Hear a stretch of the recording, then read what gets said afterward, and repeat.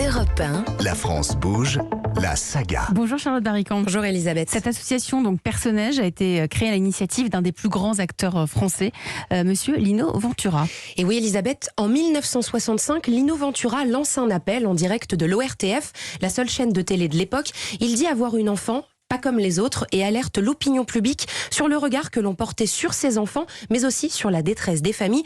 La raison, c'est que dans les années 60, il n'y a aucun lieu pour prendre en charge ces personnes en situation de handicap mental.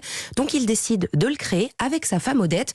Et l'un comme l'autre ne s'attendait pas à un tel succès. Christophe Lasserre-Ventura est le petit-fils de Lino Ventura et président de l'association Personnage. Ça a été un véritable catalyseur qui a probablement été une sorte de déclenchement sur le regard de la société civile sur le handicap, puisque les gens se sont dit si quelqu'un comme Lino Ventura, qui est à l'époque était déjà un mythe vivant, a une enfant en situation de handicap, c'est que ça peut arriver à tout le monde. Et je pense que ça a un peu décomplexé le regard sur le handicap mental. Et ça a été donc le début d'une très belle aventure pour Personnage, puisque un an après, mes grands-parents fondaient l'association. Mais Personnage, Charlotte Barricamp, d'où vient ce nom? Pourquoi a-t-il été choisi? Sachez, Elisabeth, qu'il n'a pas été choisi tout de suite. C'est le fruit d'une réunion du comité de la direction de l'époque.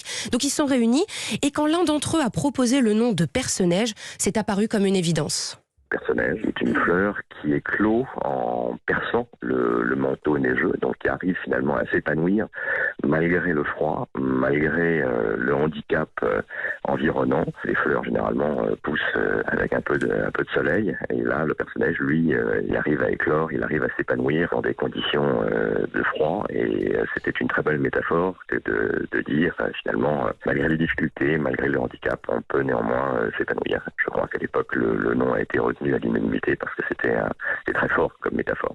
Alors il faut attendre 1975 et la loi Veil sur le handicap pour que les choses changent. Cette loi, elle instaure une obligation nationale d'intégration sociale des personnes en situation de handicap. C'est la pierre angulaire des politiques sociales aujourd'hui sur le handicap. Alors Personnage se saisit de l'opportunité de cette loi, de cette prise de conscience pour ouvrir un premier établissement. Exactement, et donc c'est en 1982 qu'ouvre la première maison Personnage à Sèvres, dans les Hauts-de-Seine. Sa mission, accueillir et héberger des personnes de tout âge en situation de handicap mental pour aider les familles. Ils sont chez eux. Nous appelons nos établissements des maisons, volontairement. Vous n'habitez pas dans un établissement, vous habitez chez vous, dans votre maison, dans votre appartement. Eh bien, eux, ils habitent également dans leur maison. Et on pousse ce concept très loin, puisque pour certains, ils ont la possibilité d'aménager leur chambre. Alors, pas tous, parce qu'ils n'ont pas tous des capacités, mais pour ceux qui l'ont, ils ont la possibilité de décorer, d'aménager leur chambre comme ils le souhaitent. C'est une vie en communauté, puisque nos maisons accueillent une trentaine de résidents. Il est essentiel que cette communauté cohabite sereinement. C'est très important, vous savez, ils y passent toute leur vie, et donc c'est essentiel qu'ils s'y sentent heureux, bien, et qu'ils puissent s'y épanouir. Aujourd'hui, Personnage, c'est une cinquantaine de maisons qui accueillent environ 1300 résidents partout en France.